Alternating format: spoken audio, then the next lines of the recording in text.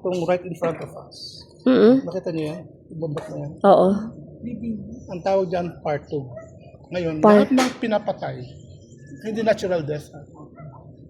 Nilalagay sa cave. May cave dyan. Nakaupo siya lang na gano'n. Inaantay niya na mahuli yung pumatay sa kanya bago nila kunin yung bangkay niya. Ganun. Marami rin pa rin pong mga bungo-bungo. Marami. Kaya walang bahay dyan sa loob yan, sa bundok na yan. Kasi ano yan cemetery sa mga pinatay lang. Sa may tradition kami na meron kaming wardens. So pag may pinatay na Ifugao, makita mo sa mga bundok-bundok na sumasayaw ng nagka-parade sila, sila. Tumutulog na, ang ganda pa doon. Dami ng bundok, paikot-ikot sila ganyan, hinahanap yung pumatay. Nadatnan niyo po yun. Hanggang ngayon, di ba? Hanggang ngayon, tradition pa rin. Ganun pa rin. Doon pa rin sa bundok na yon Doon hanggang... sa bundok pa rin na yan. Oh. Mayroon na butasan dyan, pinapukulan doon. Meron siya pukuan na. Hanggat hindi nahuhuli. Kung halimbawang months, nandun siya ng months. Hanggat hindi nahuli. Pag hindi na nahuli, doon na siya magulok doon. Ano? Kasi yung belief ng Ifugao, yung curse no, punta doon sa pumatay sa kanya. Ay, hindi siya mahuli, no? Hindi siya magpapahinga yung patay ng gamit mahuli. So yun ang kwento ng Yun ang kanilang paniniwala. Yung pala, anong Ifugao. It's very unique to, no? Kaya nakita niyo sa bahay, di ba?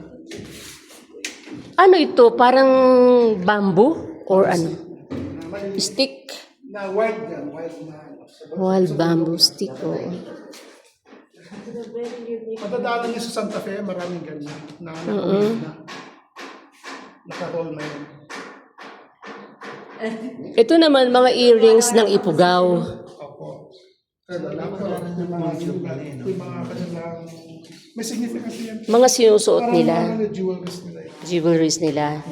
Mahilig sila sa mga ganyan, mga bato-bato na ginagawang ganyan. Wala ako sinisende.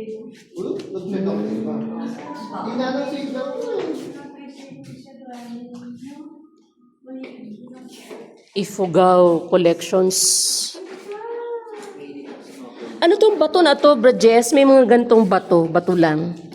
May ano yan. Anting-anting? Hindi naman. Collection yan sa mga ano. Ewan ko baka unique na mga bato yan. May mineral yan.